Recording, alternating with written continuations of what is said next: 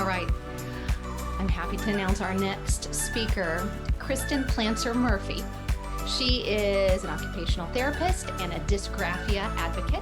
She is a licensed clinical social worker in private practice for 25 years and an advocate for clients, students in school systems at IEP meetings. Her husband has dyslexia and dysgraphia and ADD, and her son has dysgraphia, and successfully they filed Office of Civil Rights complaints due to a lack of accommodations. She's bold. I like that. So she focuses in her office often on the mental health component of having differences in learning and what that means in our education system.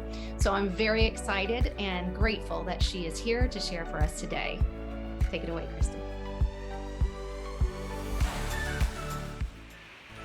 Hi everyone, it is a real honor to be here as part of this Awareness Day that Deirdre has advocated for our community.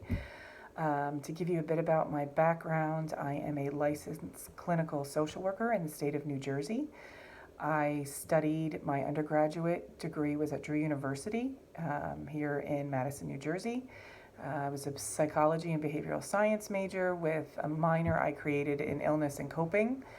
I started my journey advocating for invisible illnesses more on the medical side than neuro, for own personal reasons, lupus, MS, Crohn's, colitis, those type of illnesses, and then moved on to my graduate degree at Columbia University in New York, where I received a Master's of Science in Social Work.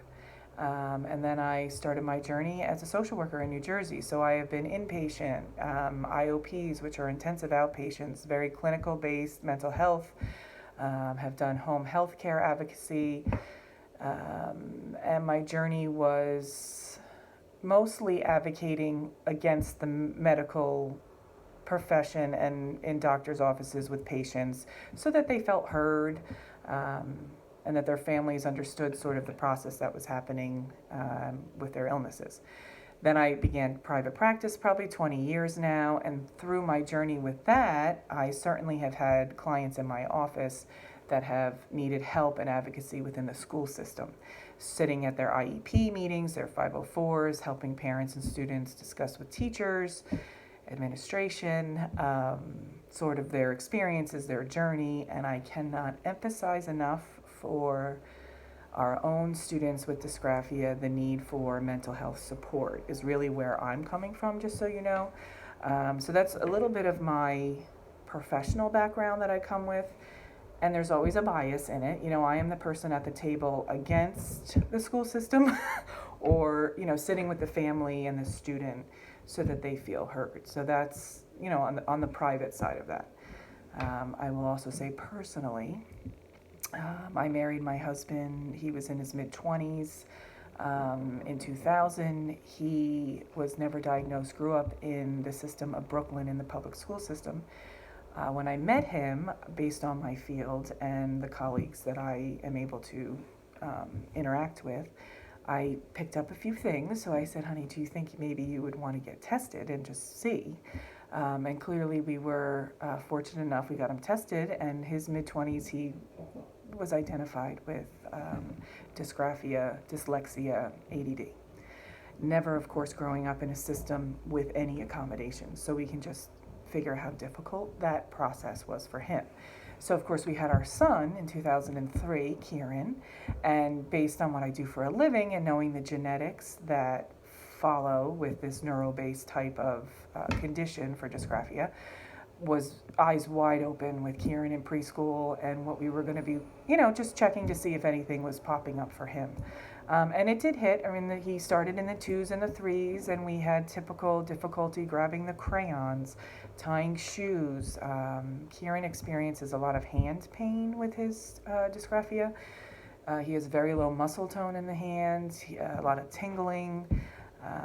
No strength whatsoever. So you would see even what I would relate to with my own arthritis, like opening jars, cutting food, you know, things that you would just start to see within your own household. So he was able to, we gave him an extra year of preschool, which I even advocate within my own office. Anyone that has that ability to do so, it gave him an extra year to try and keep up with the skills in terms of fine motor that he lacked at that point. So we did give him an extra year preschool. He went into our system, K to 4, was able to kind of hold his own till third grade is when you really started to see the difficulty reading his letters. But we ended up getting him tested with a psychologist, neuropsychologist, because he was very gifted in math and trying to move up in those classes. And so we were trying to identify that, get the IQ, see what else was going on. And in that process, she clearly identified motor and spatial dysgraphia for him. So in our system here in New Jersey, we were able to get a 504, and in our elementary school, it was excellent. They were great with extra time. He was able to use their Chromebooks. He did not qualify for the IEP, so that might be a situation others are experiencing in our state. I was told by the head of special ed in our system here that yes, he qualifies, he has a disability. The second piece of that is you need to be failing in order to come in with the need for the IEP. So at that point in time, he was doing well. You wouldn't necessarily know because he could cope, let's just say, and maintain it. We move over to our middle school. I don't know at that time, it's not an issue now in 2022, but at that time, they did not want personal Chromebooks with the students. He clearly needed it. So that was sort of my first experience sitting at, the admin table as the parent, hearing that he's fine, everything's fine. And I believe the quote, of course, we're all going to experience these in our life, was, well, if he was in a wheelchair, I'd give him a ramp. And I just kept sitting there going, is this happening? And then I think the second comment was, Dysgraphics figure it out, Mrs. Murphy. So no, I said, no, they fail. So I have tried the nice tactic, and then I had to kind of, my Irish goes up. And so then it became, well, your guidance counselor is typing. So if she can type, I'm not quite sure why my son can't use a Chromebook to type. So then, of course, went to the head of special ed, who said, if it was my kid, I'd go buy him the Chromebook. I'll make him allow it in the system. And so that was fine for Kieran for the next 4 years.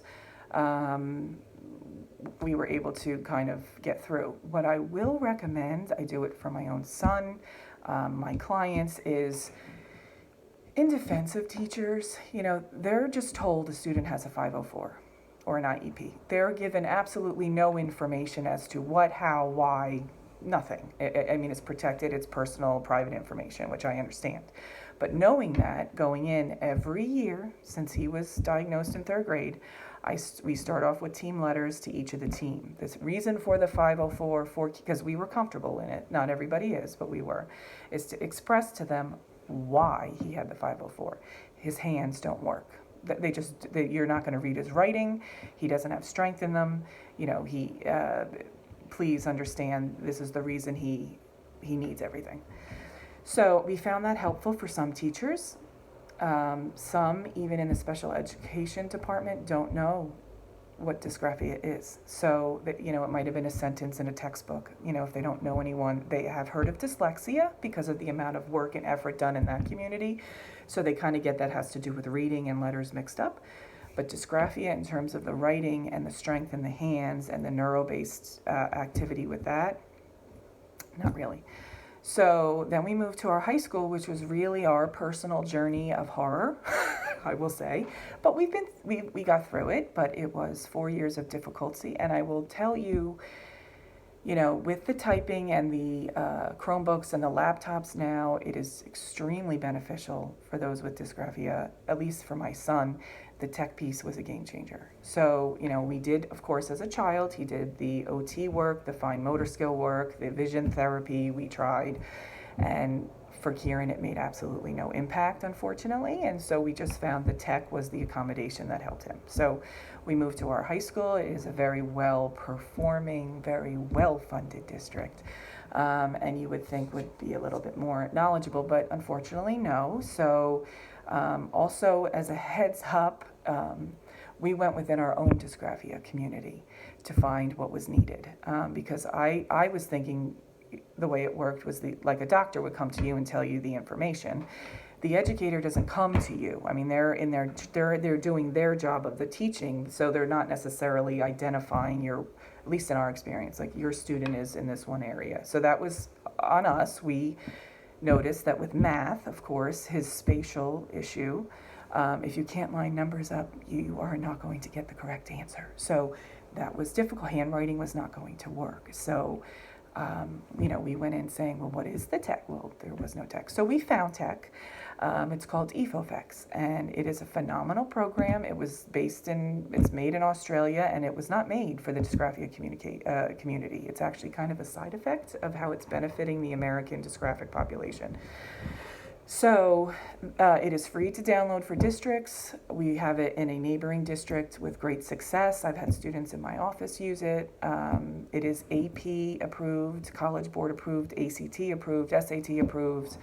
But what I will say, and which was our difficulty, is because my son was the first and only to bring it into the district, you are then the guinea pig for it. So unfortunately, no one knew how to use it. Once they gave it to him, they downloaded it for free and said good luck, and gave him, I believe, 24 hours to figure it out before they dropped him down and let math level. But I digress. So the journey is the student mostly will have to learn the system, which it's pretty user-friendly, but it's certainly it would take me much longer than my son, who's a computer science major now, to figure it out. The math teachers are not going to be taught how to do it. They do not know it, but it just is basically allowing the student to type math, so you can read what they're writing and keep it spatially lined up. Unfortunately, our system was still utilizing the Google Classroom, and the system, at least from, I'm pretty sure, all the IT that we've hired, and it's not compatible. Please don't use it with that system. It's more of a Microsoft-based system, so if you do have Google Classroom, then just don't be forced to upload it through assignments through the system. Just copy and paste it and print it out and keep it separate, because what it did create for us was 4 years of computer errors and corruption, and an account that they continually kept insisting that it was the student error, not the actual technology. And so unfortunately, you're left with a son with dysgraphia who now had 40 assignments over 4 years lost that he had to redo within days, AP essays, chem labs, because, they lost it. It sits in a queue. So what I will say is it's an excellent program. If it doesn't work with your district's computer platform, please just tell them to stop insisting to keep uploading. Just take it separately, print it out. It will save the student a lot of mental health anguish. But because of this journey, there was a lot of mental health issues popping up when a student's getting blamed, which they get blamed. Obviously we've all had these experiences, but my son's been told in front of, friends, his work is garbage. I've had kids come up to me and say, Mrs. Murphy, do you have any idea how X teacher is treating Kieran in class? It's bad for me, but dear God, you want to help him. Like, they're going to have these experiences that we want to obviously get in there and protect them from, but I made sure that our village of people surrounded him to know it had nothing to do with his intelligence. He has a bit higher IQ than I do. It's just the ability to put it on paper, and we just have to figure out we don't fit the system. So how can we go around that? So when plan A doesn't work, we have gone through the alphabet several times for plan B, C, D, etc. So that is, essential, I think, with your student, if you're having issues within your system or with a teacher, and it really truly comes from lack of education awareness. And I think at some point we did have several with lack of compassion. Like, this is a child. We don't need to bully the child because they don't, they're the triangle that doesn't fit in your square peg, or whatever it is. And so it can be a very taxing journey. There were times, of course, you think, I'm not going to make it through this. And I was going to homeschool. I don't have the physical health ability to do that. And there were classes that I felt, now I think you can through all kinds of wonderful communities they have there. But I was, I'm not a BC Calc person. There were levels of things I really wanted him to get within his system, and we ultimately ended up hiring an education attorney, and they were excellent. We were very limited because we had the 504 of what they could actually do. But I will tell you that with his advocating, unfortunately for his journey, it did not make it easier. But once he graduated, the system now has an exceptional platform of Canvas that will help dysgraphics because you can use eFofex within it, and it's being offered. And that is because Kieran filed an OCR report, Office of Civil Rights, and met with federal attorneys. They took the case, which I was very surprised, and they entered the building the middle of his senior year to find out exactly why this dragged on for 4 years. So there are exceptional professionals out there who can advocate, and I recommend that if you're at a point with your family and you need that, please use them. Because it saved us, and it saved Kieran knowing it wasn't him. It was a system who didn't understand him, and is now in a university with the most exceptional accommodations I've ever experienced, and a little pride because it's my undergrad. So I just want to say, use your village. You know your child best. And good luck.